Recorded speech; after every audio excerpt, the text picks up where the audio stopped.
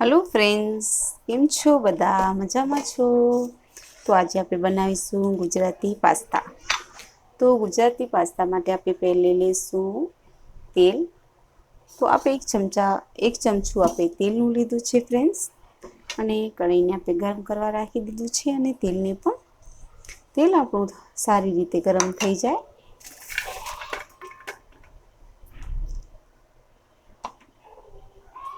તો ફ્રેન્ડ્સ આપણું તેલ ગરમ થઈ ગયું છે।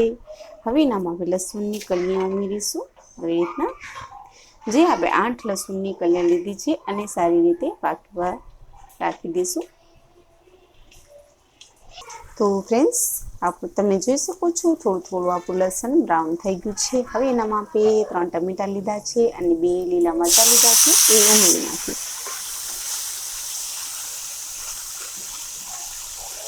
આવી રીતના ઉમેરી અને થોડી દેર આપણે પાકવા રાખી દઈશું।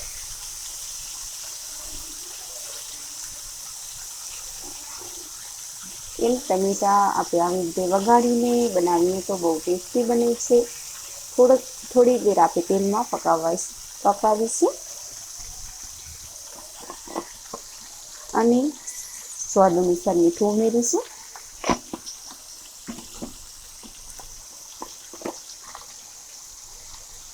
એક ચમચી ધનિયા પાવડર ઉમેરીશું।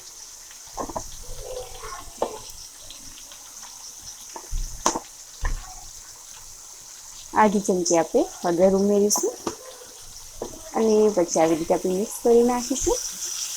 અને એને આપણે ટમેટાને અને લસણ અને લીલા મરચાંને આપણે કાઢી લઈશું અને એને પીસી લઈશું સારી રીતે।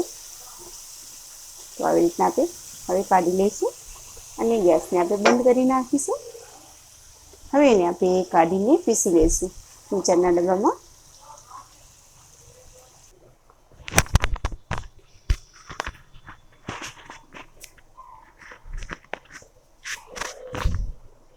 તો આપણે ડબ્બામાં કાઢી લઈશું અને સારી રીતે પીસી લઈશું। આવી રીતના બધી ટમેટા લસણ અને હરી મિર્ચ બધી આપણે આવી રીતના કાઢી લઈશું।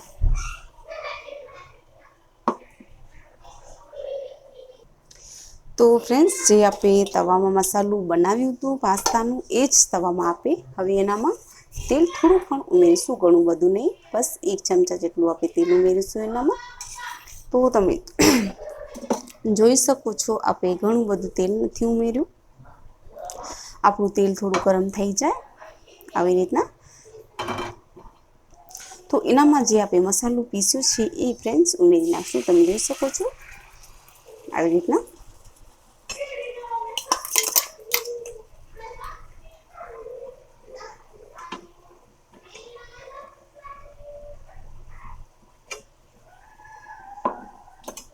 તો જે આપણે મસાલું આવી રીતના જે બનાવ્યું છે એ આપણે ઉમેરી નાખ્યું છે ફ્રેન્ડ્સ, અને આવી રીતે આપણે થોડી દેર પકાવીશું, મસાલો તેલમાં સારી રીતે પાકી જાય।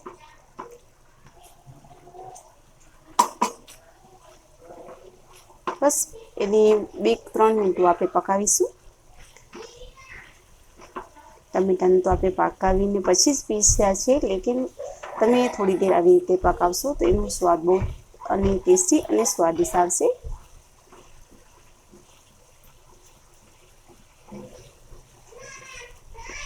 બે 3 મિનિટ આપણે આવી રીતના પકાવીશું।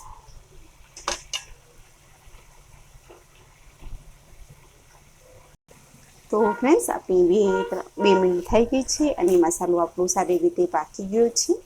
હવે એનામાં આપણે પાસ્તા આપણે 5-6 મિનિટમાં ઉબાલી નાખ્યા છે અને તમે જોઈ શકો છો સારી રીતે ઉબલી ગયા છે। તો એ આજે આપણે પાસ્તા બનાવીએ છીએ એ ગ્રેવીવાળા પાસ્તા છે। એનો સ્વાદ બહુ ટેસ્ટી આવે છે અને ઘણા બધા મોટા કે નાના હોય છે, એને કે ડુંગળી કે ટમેટો કોઈ લસણ આવે તો એ કાઢી નાખીએ। તો આવી રીતના તમે પીસીને બનાવશો તો મોટા હોય કે નાના છોકરા હોય એને બહુ જ મજા આવે આવી રીતના જમવા માટે। નાસ્તો છે એક બહુ ટેસ્ટી અને સ્વાદિષ્ટ લાગે છે।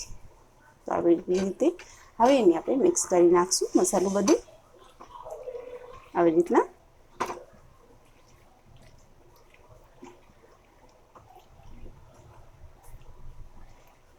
જ્યારે આપણે પાસ્તા બાફ્યા છે પાણીમાં ત્યારે એનામાં આપણે મીઠું ઉમેરી નાખ્યું હતું.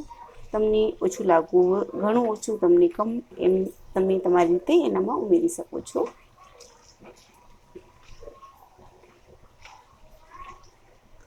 તો આપણે 3 મિનિટ આવી રીતે પકાવીશું મસાલો અને પાસ્તા. હવે એનામાં આપણે ઉમેરીશું જે પાસ્તાનું મસાલો છે એ.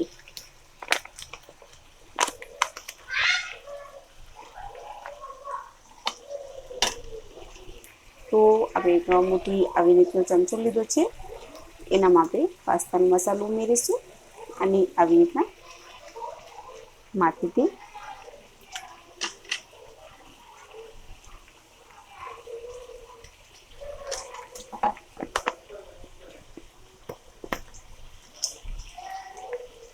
અને પછી આપી લઈશું 1 ચમચો ટમાટો સોસ છે, તમે જોઈ શકો છો.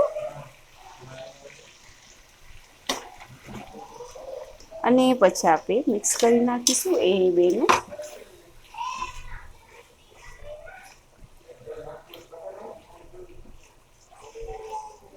આપણે એનામાં લાલ મરચાં નથી ઉમેર્યા કેમ કે એ પાસ્તાનો મસાલો છે ફ્રેન્ડ્સ એ બહુ તીખું છે, એટલે ઘણું બધું તીખું પસંદ ના હોય. ઘણા બધાને હોય પણ, ઘણા બધાને ના પણ હોય. તો અમારી સાઈડમાં અમે ઘણું બધું એવી રીતે નથી ઉમેર્યું તીખાસ. તમને ઘણું બધું તીખું પસંદ હોય તો એ પ્રમાણે તમે એનામાં લાલ મરચાંનો પાવડર ઉમેરી શકો છો. તો ફ્રેન્ડ્સ બિલકુલ તૈયાર થઈ ગયા છે પાસ્તા. ટેસ્ટી અને સ્વાદિષ્ટ ગ્રેવીવાળા પાસ્તા આવી રીતના.